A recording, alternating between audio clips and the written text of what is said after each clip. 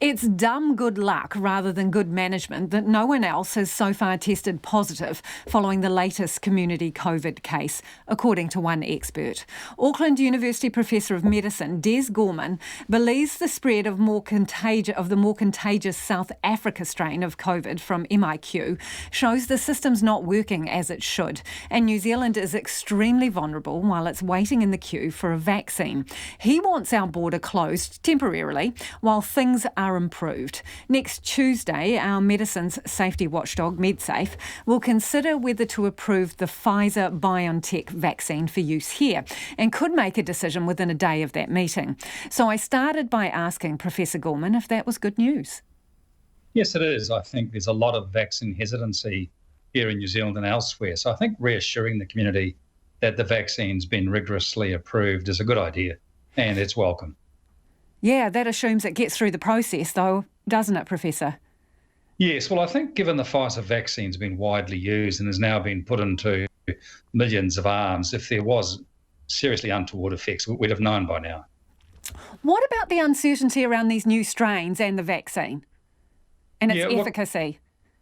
It's a good question. Yeah, there is some concern that some of the new strains may be less vulnerable to the vaccines, particularly those where the mutation in the new strain involved the protein that it uses to bind to our cells. But as a generalisation, it would appear that the vaccine should work.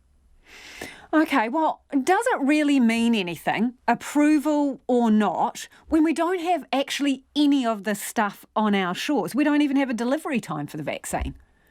Oh, look, I think that's the sentinel question. I mean, last year we were reassured we'd be first in the queue. I'm not sure what queue that was.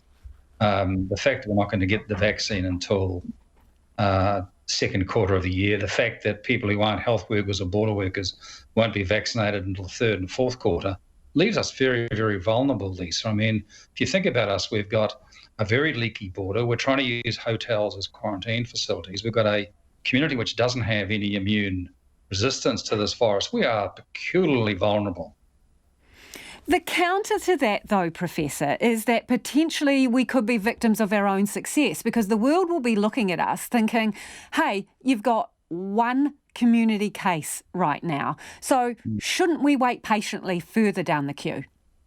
Look, there are other countries in similar situations to us, like Singapore and others, that are being vaccinated now. So if the whole world was lining up and there was some sense of global utilitarianism, then maybe that would be a justifiable argument. But that's not the case.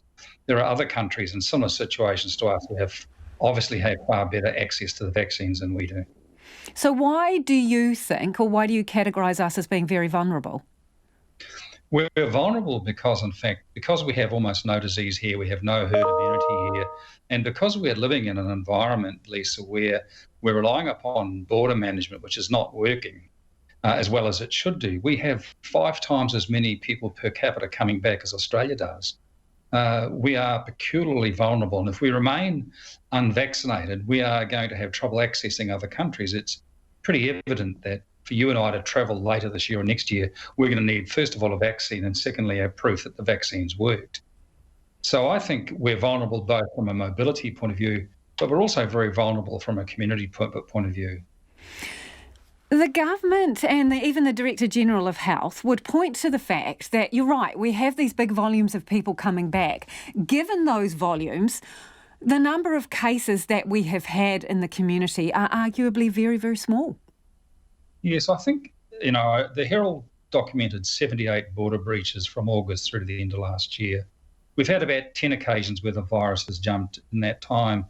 We've been on the receiving end of a lot of very dumb good luck. I mean, all that required, Lisa, was 1 or 2 super spreaders amongst that lot for us to look more like Victoria than we do.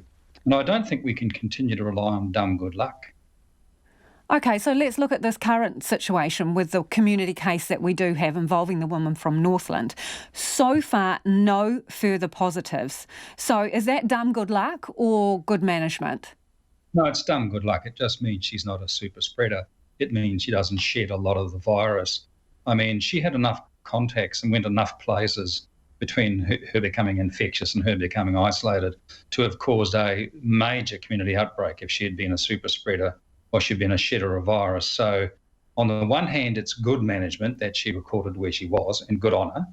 On the other hand, it was dumb good luck that she's not a super spreader or a super shredder of virus particles. Today, the Prime Minister, in her announcement, indicated that while border restrictions are likely for much of the year, do you think that is the right call, and could we avoid that? I think, actually, ironically, I think we need to close the border to certain countries while we reset our protocols for quarantine. I think we're at the moment very vulnerable because we are managing people coming from high-risk countries and low-risk countries too similarly. I actually think we need to have a reset of our border control protocols, and that probably requires a pause on people coming from those high-risk countries. And I know people say, look, New Zealanders have a right to come home, we can't do it. Well, we did it last year. We put a travel ban on China, and we did it without hesitating. I think we need another temporary ban while we reset our protocols. For example, if you're coming back from the UK, then you shouldn't be in the Pullman in the middle of Auckland City. So, how long do you think realistically we would need to close the border in order to do the reset that you're talking about? A month, 2 months, 3, 6?